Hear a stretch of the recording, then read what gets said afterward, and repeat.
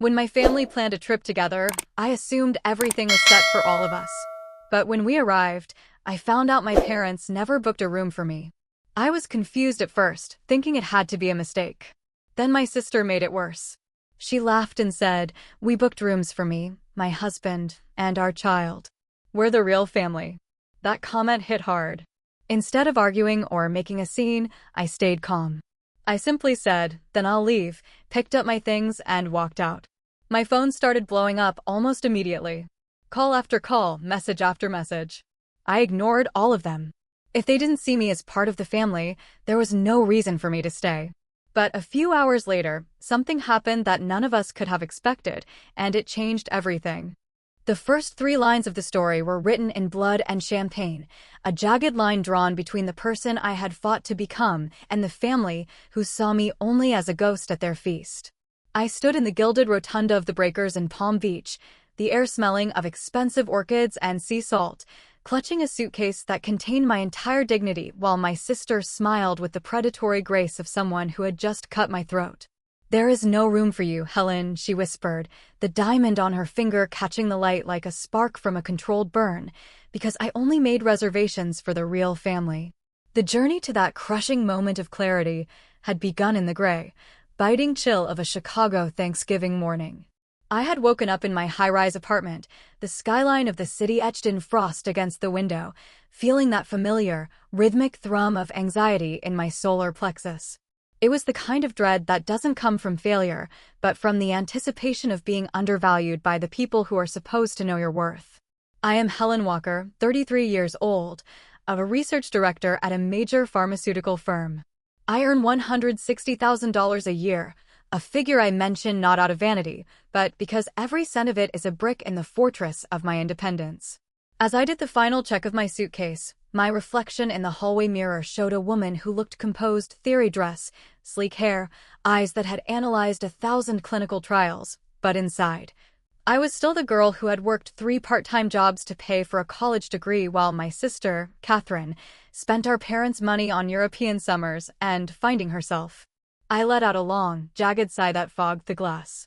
My grandfather's voice echoed in the silence of the apartment, a mantra he'd drummed into me since I was old enough to understand compound interest. Become someone who can stand on their own feet, Helen. Money is a tool, but dignity is the master. Grandfather was the architect of the Walker family fortune, a man who had built empires out of limestone and grit in the construction business. He was the only one who truly saw me. To the rest of the family, my parents, George and Margaret, and my sister, I was the difficult one, the one who didn't play the game of soft smiles and borrowed luxury. They lived in Florida now, in an upscale retirement community that smelled of desperation hidden under layers of expensive perfume, all funded by grandfather's monthly wire transfers. Catherine was the worst of them. A former flight attendant who had married into what she thought was high society, she now spent her days as a professional housewife, though she didn't actually do any housework. Her life was a carefully curated museum of appearances. If you looked at her Instagram, you'd see a woman drowning in Hermes Birkins, Cartier watches, and 5-star dinners. But I knew the truth. I was the one who looked at the spreadsheets. Her life was a house of cards, built on the shifting sands of grandfather's generosity. Her husband's salary couldn't even cover the interest on their car loans, let alone their 7-year-old daughter Amy's private school tuition. I snapped my suitcase shut. The Breakers awaited. It was the crown jewel of Palm Beach, an Italian Renaissance masterpiece where rooms started at $800 a night, and the Thanksgiving gala was a display of wealth that bordered on the obscene. Grandfather paid for it all every year, hoping that the grandeur might somehow patch the cracks in our family's foundation. The flight to Florida was a blur of white noise and cognitive dissonance. While other passengers looked forward to turkey and gratitude, I was mentally preparing for a battlefield. When I touched down at Palm Beach International, the humid heat hit me like a physical weight. I took a taxi through the palm-lined avenues, watching the Atlantic Ocean sparkle with a deceptive, cruel beauty. As I stepped into the lobby of the Breakers, the sheer scale of the place usually commanded respect: the hand-painted ceilings, the massive chandeliers, the soft chime of silver against china. But as I approached the front desk, pulling my navy Rimowa suitcase, I saw my parents standing in a corner, whispering with the intensity of conspirators.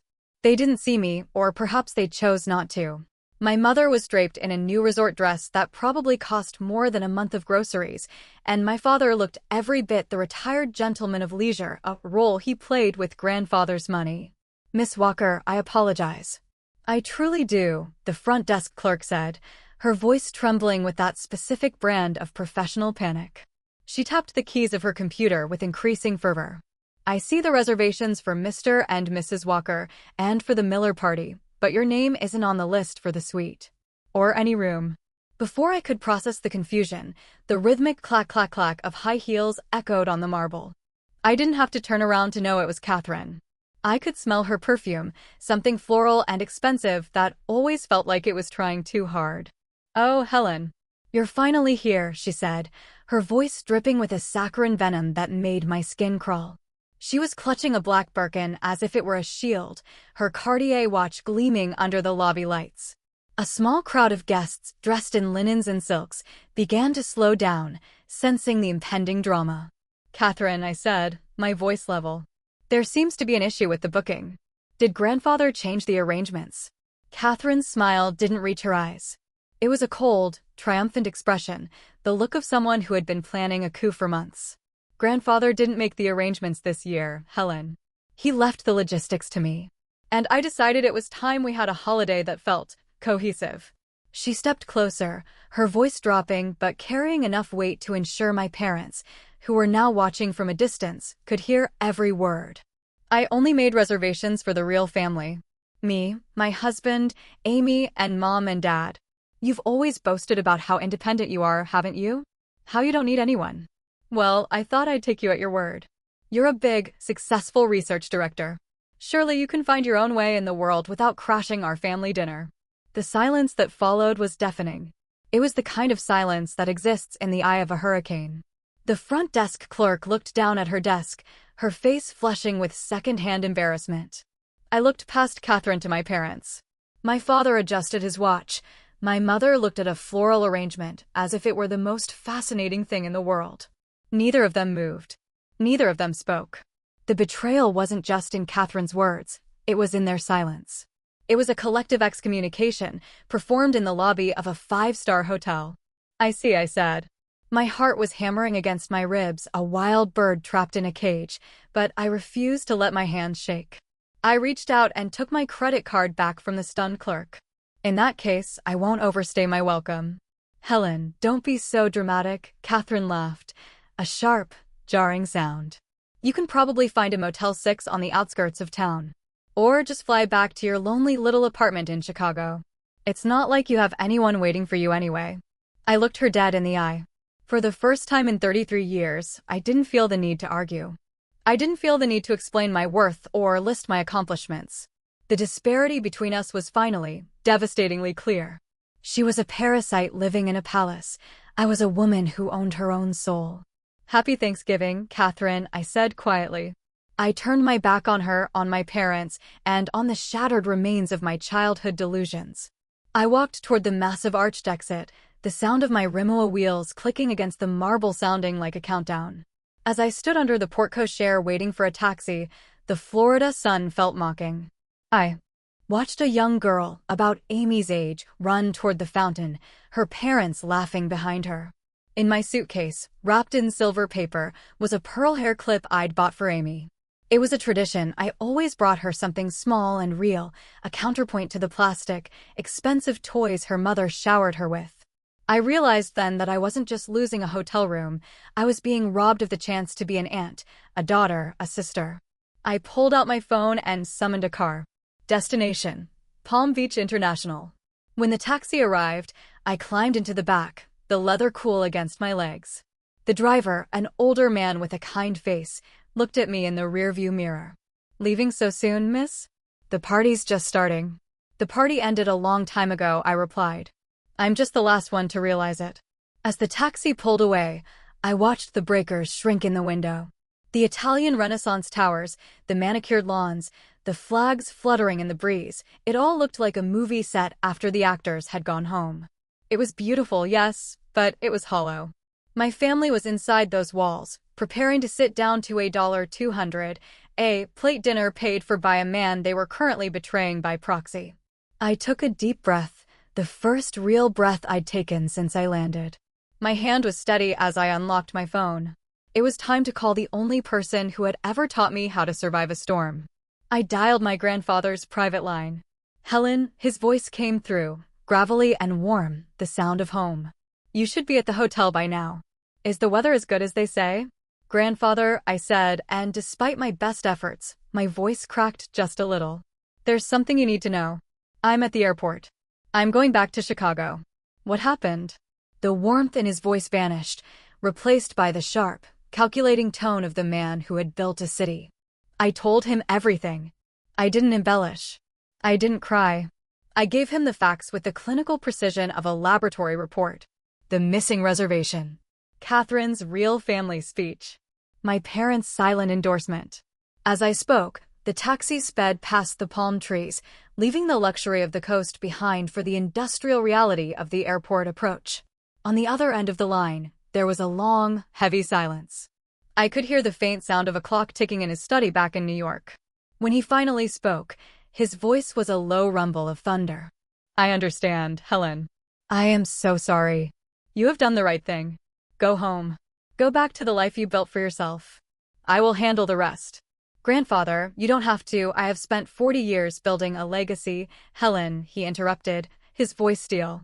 I did not build it so that it could be used as a weapon against the only person in this family who actually understands the value of a day's work. Get on your flight.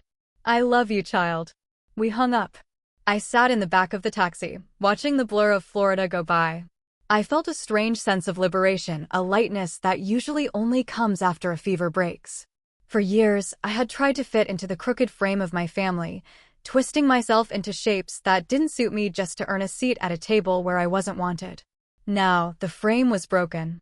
At the airport, I didn't care about the price of a last-minute holiday ticket. I paid the premium for a first-class seat back to Chicago, a small indulgence of my own making. While I waited for my gate to open, my phone began to vibrate. It was Catherine. Then a text from my mother. Then another call from Catherine. Helen, answer the phone. Amy is asking where you are. You're being so selfish, ruining her holiday like this. I deleted the text without replying. Then came my mother's email. Helen, Catherine told us what happened. She was just stressed from the planning. We could have worked something out, but you just stormed off. You always were too sensitive. Please, just come back so we can have a nice photo for the dinner. A nice photo. That was all I was to them, a prop for their digital facade. I turned my phone off and leaned my head against the terminal window. Outside, the sun was beginning to set, painting the sky in bruises of purple and gold. I thought about my apartment in Chicago, the quiet, the books, the view of the lake. It wasn't a palace, but it was mine. Every square inch of it was paid for by my late nights, my research, my refusal to give up. By the time I boarded the plane, the first-class cabin was filled with the scent of warm nuts and expensive gin. I settled into my seat, the hum of the engines a lullaby. As we took off, the lights of Florida looked like a spilled jewelry box on black velvet. I thought about the dinner at the Breakers. Right about now, they would be sitting down. Catherine would be adjusting her Birkin. My parents would be ordering the most expensive wine on the menu. They had no idea that the ground beneath their feet was already beginning to liquefy. They had no idea that by trying to lock me out of the real family, they had inadvertently locked themselves out of the only thing keeping their world spinning. The flight was smooth, but my mind was a whirlpool. I kept thinking about Amy. I felt a pang of guilt for her. She was an innocent caught in the crossfire of her mother's vanity. But I also knew that if I stayed, if I allowed them to treat me that way, I would be teaching her that this was how women survived, by enduring cruelty for the sake of a comfortable chair. When I landed in Chicago, the air was freezing, a sharp contrast to the humid rot of Palm Beach. I took a deep breath of the cold air, and for the first time in years, my chest didn't feel tight. I was home. I went back to my apartment, dropped my bags in the hallway, and walked straight to the kitchen. I didn't have a turkey. I didn't have $200, a plate dinner. I made myself a simple grilled cheese sandwich and a cup of tea. I sat by the window, watching the snow begin to fall over the city. Around 10 p.m., I turned my phone back on. The screen exploded. 142 missed calls, 68 texts, 11 emails. But it was the email from grandfather, sent to the entire family, that made me set my tea down. The subject line was simple: final notice. I opened it, my heart racing. To George, Margaret, and Catherine, it began, his voice leaping off the screen with terrifying clarity. Today, I learned that the values I have spent my life cultivating, loyalty, hard work, and familial respect, have been entirely discarded by those who benefit most from my labor. The treatment of Helen today was not just an insult to her, it was an admission that you no longer value the foundation of this family. You value only the optics. Therefore, as of 5 p.m. today, I have instructed my accountants to freeze all discretionary distributions to your accounts. The monthly allowances will cease immediately. The tuition payments for private schooling will end after this semester. The subsidies for the retirement community in Florida will be terminated. If you wish to live a luxury lifestyle, I suggest you follow Helen's example and earn it. Do not contact me. Do not contact her. This decision is final. I sat in the dark of my apartment, the only light coming from the glowing screen of my phone. I could almost hear the screams from Florida. I could see Catherine's face turning white as she realized her Birkin bags were now just leather anchors. I could see my parents realizing that their comfortable retirement had just become a desperate scramble for survival. Suddenly, my phone rang. It was Catherine. I didn't answer. She left a voicemail, her voice high and ragged, stripped of all its earlier arrogance. Helen, you have to talk to him. He's crazy, he's actually doing it. My credit card was declined at the hotel bar. Helen, please, we're family. You can't let him do this to us. Amy, think about Amy. I deleted the message. Then came the email from my father, a frantic, disjointed mess. Helen, we're sorry. We should have said something. We didn't realize she hadn't booked you a room. Please call your grandfather. Tell him it was a misunderstanding. The retirement home deposit is $150,000, Helen. We'll lose it all if he stops the payments. A misunderstanding. They were still lying, even now, when the ship was sinking. I spent the next few days in a strange state of grace. I went to work, I led my meetings, I analyzed my data. But the world felt different. The familiar anxiety that had lived in my chest for years was gone. I realized that my family's love had always been a conditional loan, and the interest rate had finally become too high to pay. 2 weeks later, the real fallout began. Catherine's husband called me, a man I'd always found weak, but now I felt a sliver of pity for him. She's been hiding debt, Helen, he confessed, his voice sounding 10 years older. Without your grandfather's check, I found out she's maxed out 6 different cards. We're losing the house. We have to move Amy to the local public school. Catherine, she hasn't left her room in 3 days. I'm sorry to hear that, I said, and I meant it. But perhaps this is the real family experience she was looking for. One where you actually have to rely on each other instead of a bank account. My parents were next. They had to move out of the luxury community. They ended up in a 2-bedroom condo 3 towns over, complaining about the lack of a golf course and the quality of the neighbors. My mother's emails shifted from anger to a pathetic, whimpering kind of regret. We're old, Helen. How can you be so cruel? I never replied to the accusations of cruelty. Is it cruel to stop feeding a person who is biting your hand? Is it cruel to let people face the consequences of their own choices? By Christmas, the silence was almost complete. I spent the holiday with grandfather in New York. We didn't go to a fancy hotel. We stayed in his brownstone, ate a simple dinner, and talked about the markets, the future of medicine, and the strength it takes to be honest. You're a walker, Helen, he said, raising a glass of scotch. The only one left, I think. Spring came to Chicago, and with it, a promotion I had worked toward for 3 years. My salary climbed to $200,000. I bought myself a small, beautiful piece of art for my living room, not to show off, but because it reminded me of the lake on the day I realized I was free. I still have the pearl hair clip in my desk drawer. Sometimes, I take it out and look at it. I think of Amy, and I hope that one day she grows up and realizes that her aunt didn't ruin Thanksgiving. I hope she realizes that I was the one who showed her that a woman's worth isn't found in a luxury suite or a designer bag. It's found in the quiet, steady beat of a heart that belongs to no one but herself. The Walker family, as it once was the glittering, superficial, real family, is gone. In its place are people learning, painfully and slowly, how to live within their means. And then there is me. I am Helen Walker. I am a research director. I am a granddaughter. And for the first time in my life, I am exactly where I am supposed to be. The taxi ride away from the breakers felt like a slow-motion escape from a burning building, the kind where you don't realize you're covered in soot until you're miles away. As the palm trees of Palm Beach blurred into a green haze through the window, I felt a strange, hollow thrum in my chest. It wasn't just anger. It was the chilling realization that my sister's cruelty had been a coordinated effort. My parents hadn't just stood by. Their silence was a signature on my eviction notice from the family. I watched the Atlantic Ocean disappear behind the sprawling luxury estates, thinking about how many of those beautiful facades were likely rotting from the inside, just like ours. I pulled my phone from my bag, my fingers steady despite the adrenaline coursing through my veins. Airport, I told the driver. My voice sounded different, sharper, more resonant. The driver nodded, sensing the tension, and turned up the radio to a soft jazz station that seemed to mock the chaos in my head. I called my grandfather. He answered on the second ring, his voice a low, rhythmic growl that usually meant he was deep into his morning journals. I didn't lead with pleasantries. I told him about the marble lobby, the way the light caught Catherine's watch, and the exact phrasing of her real family speech. I told him about our parents, how my mother had suddenly found a floral arrangement more interesting than her own daughter's humiliation. I heard his breathing change on the other end of the line. It wasn't the frantic panting of an old man, it was the slow, deliberate inhale of a predator who had just spotted a flaw in the construction. "They did this at the hotel?" he asked.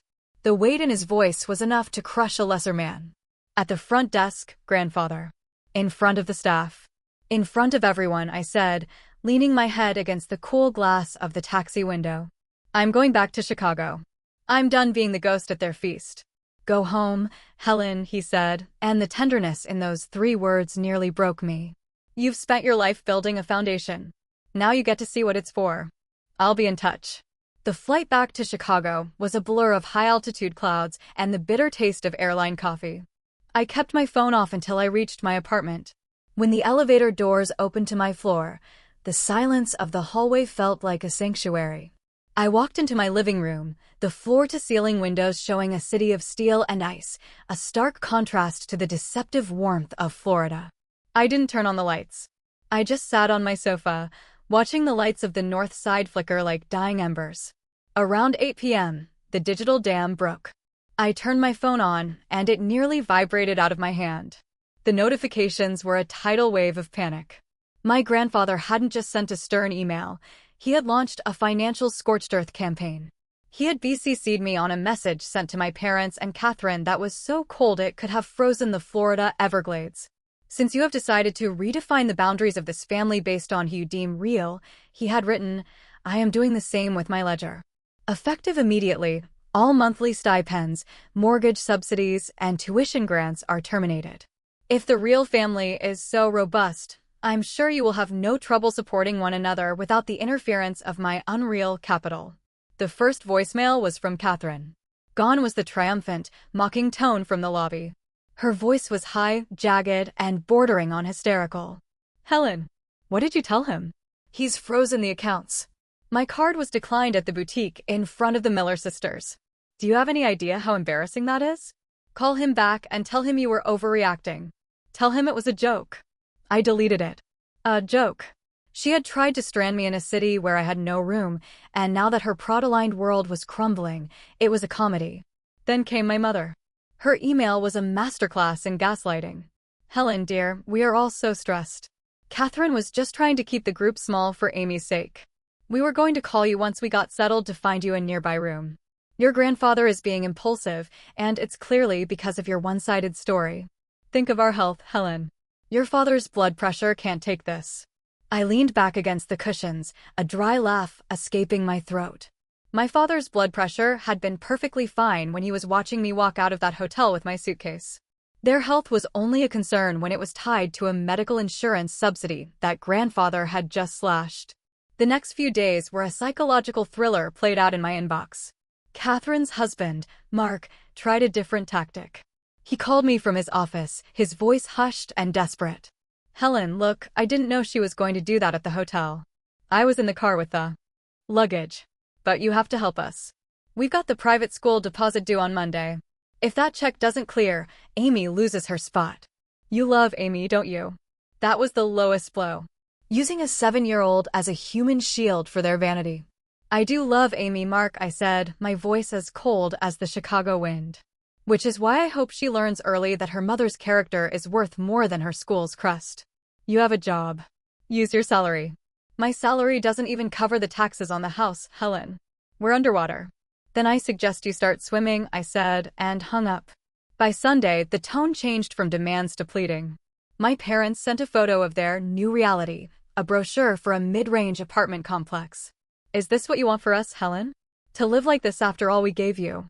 I looked around my apartment, bought with my own bonuses, my own smart investments, and my own sweat.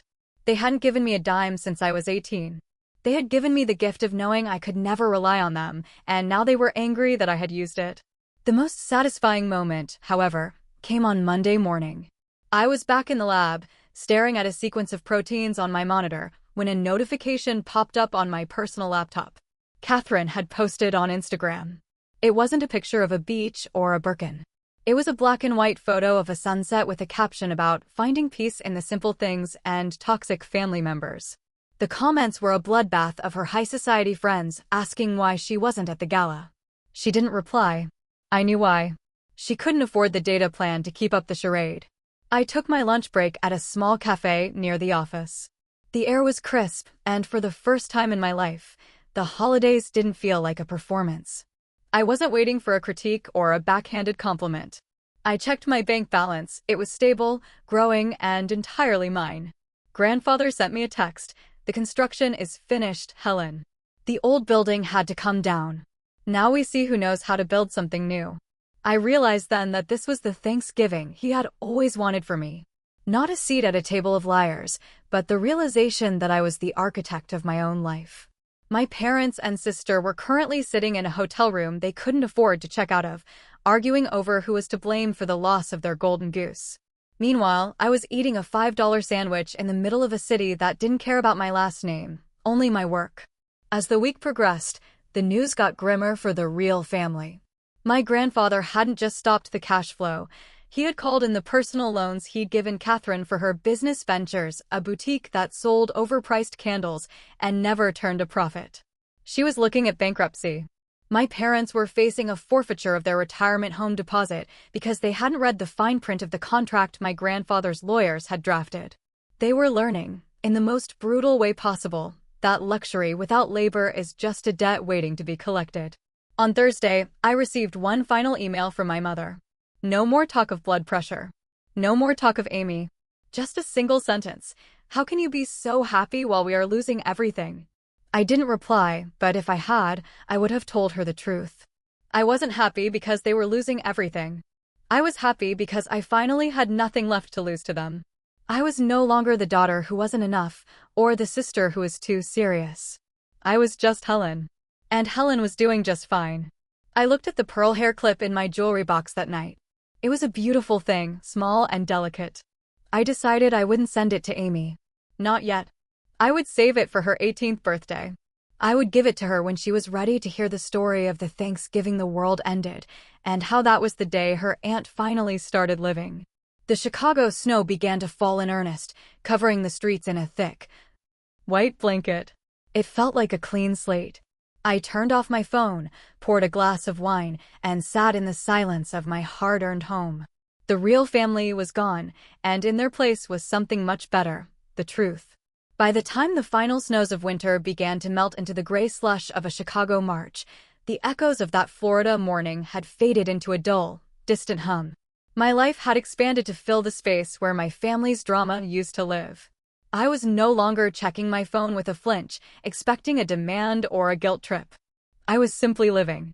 The finality of grandfather's decision had settled over the Walkers like a heavy shroud. My sister, Catherine, had been forced to trade her Birkin bags for a retail job at a high-end department store, a cruel irony she likely felt every time she folded a silk scarf she could no longer afford. My parents were learning the humbler rhythms of a life, defined by budgets and generic brands. It wasn't that they were destitute, it was that they were finally ordinary. For people who had built their identities on being better than, the transition was a slow, agonizing ego death. I saw grandfather one last time before the spring thaw. We sat in his study, the air smelling of old paper and cedar. He looked at me over the rim of his glasses, a faint, proud smile touching his lips. "They keep calling me, you know," he said, gesturing toward his silenced phone. "They think if they find the right combination of words, the vault will open again. They still don't understand that the vault wasn't made of money. It was made of trust. Do you think they ever will?" I asked. "Catherine might," he mused. "But only after she realizes that her worth isn't something she can buy on a credit card. As for your parents, some people prefer the comfort of a lie to the cold air of the truth. But you, Helen, you've always liked the cold." I laughed, realizing he was right. I did like the cold. It was honest. It was bracing.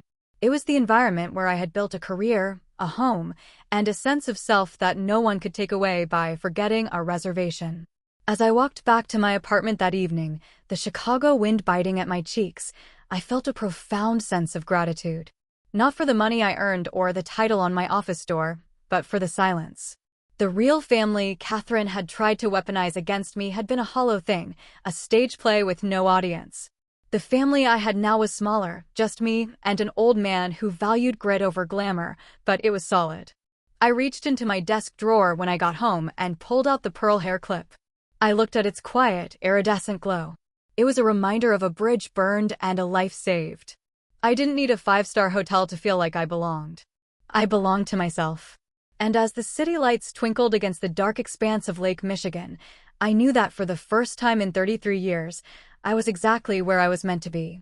I was standing on my own 2 feet, and the ground was finally beautifully steady.